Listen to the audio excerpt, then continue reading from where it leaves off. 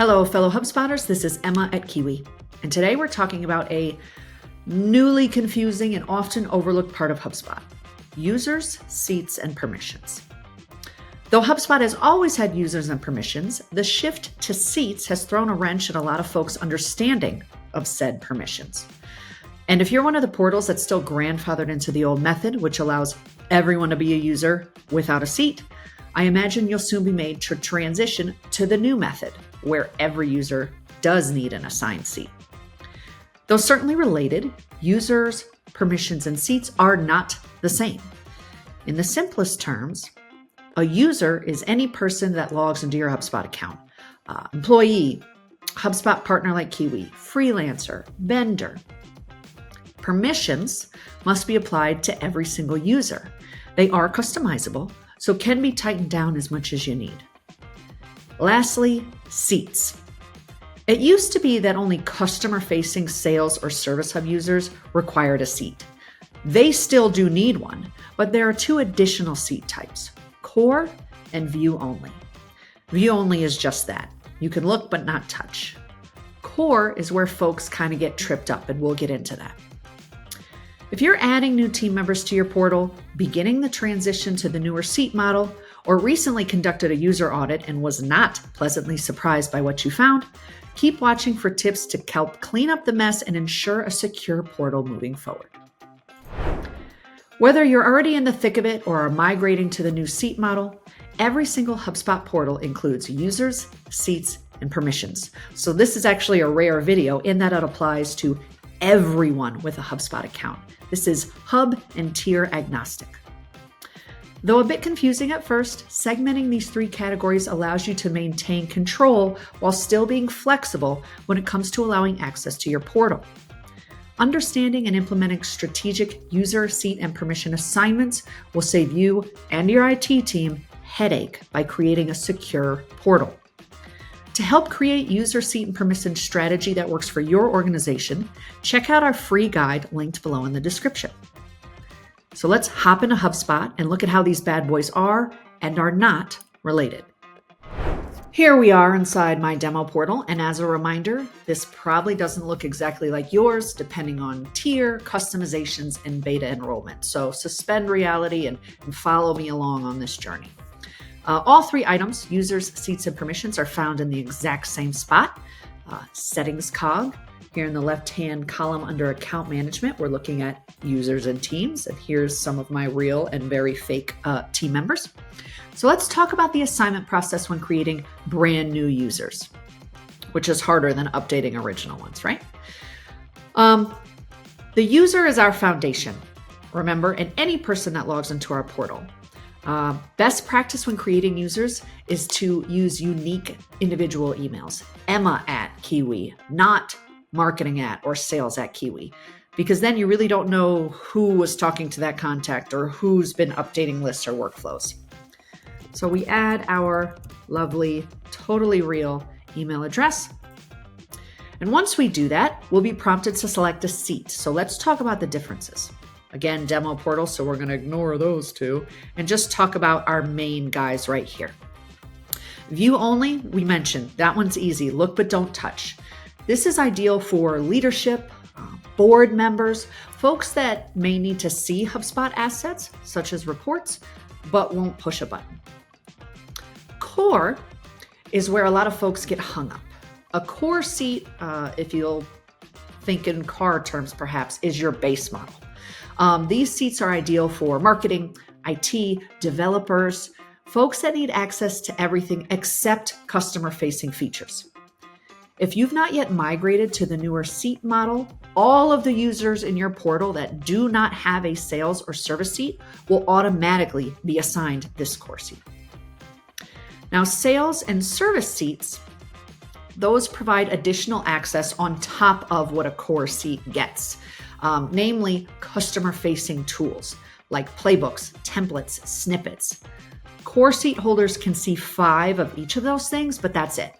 So your BDRs, sales reps, tech support, account management folks, they need a sales or service seat. I'm going to select core for funsies. All right, now we're on to the hard part, permissions. If you're an enterprise tier, you can create a permission set, which is the exact same permissions for everybody on a specific team. For us plebs, we're going to start from scratch, right? Now, number one thing to remember, having a certain seat does not guarantee certain permissions. Yes, having a core seat allows access to marketing tools, for example, but you don't just have to hand over the keys to the castle. Permissions will always override seats. So you're not required to give every single core seat holder the ability to publish emails and create forms, for example. Now, I mentioned earlier that this topic is often overlooked. And what I mean by that is users are often granted way more permissions than they need or should have. I realize that this permission selection view is overwhelming and confusing, but phoning in your users' permissions is a recipe for disaster. Not because your team members aren't lovely people, but the security breaches I've had to mitigate are not caused by a hacker in a dark room. It's caused by users that accidentally delete or export or mass email because they have access to things they haven't been trained on. So you can either ramp up your training or lock down these permissions. Now, the permissions you select for your individual users will vary based on what hubs and tiers you have, how your organization uses HubSpot, and which team members do what. Unfortunately, you're going to love this, I do recommend clicking through all of the permission options in order to familiarize yourself with the various levels of view, edit, delete, publish access.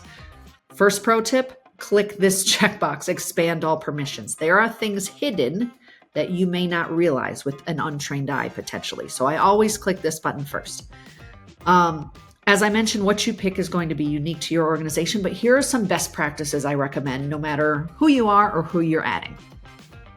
First things first, you'll notice in the CRM objects, you have the ability to delete records. This is indeed a critical permission.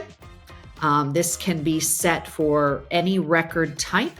It can also be set for bulk delete. I don't like that. I think administrators should be the only one that has this power. Now, perhaps it's appropriate for a team member to delete just their contacts or just their leads if that's appropriate. So you really can get nitty gritty about, oh, you can delete to what extent. The import and export privileges, you'll notice, are also critical. Blindly handing this over can wreak havoc on your database, especially if your users are new to HubSpot and would prefer to export in Excel and run away with it. I've never seen that happen. I'm a fan of only admins and marketers having the ability to import, export. Trade show lists, for example. Export if you're moving over to another CRM, right? If your user, if we're looking now on marketing, for example, isn't on the marketing team, mayhaps they don't get the ability to edit things or delete things. However, I don't hate it when other teams can view marketing tools like lists, like emails, campaigns, workflows for the sake of transparency. They probably don't have any business changing them though. Pay attention to who has access to HubSpot credits. I don't imagine your team will be naughty on purpose, but without proper training or strategic oversight, they could accidentally burn through your your monthly credits like that. I do like everyone having the ability to see all reports. Now, if they ever look at them, no judgment, but I do like giving people the access to view them. Underneath account, you'll notice there's two drop downs, settings and user and account. These settings should always be reserved solely for your administrator and or IT team. You'll notice there's content, website settings, domain settings. That's what I mean by IT team. The only exception is the personal email access, of which members of your customer-facing team, predominantly sales team, will need in order to create a meeting link. So the process of adding a user, once I'm done selecting, I'll simply click next. The process of editing an existing seat and permissions is pretty similar.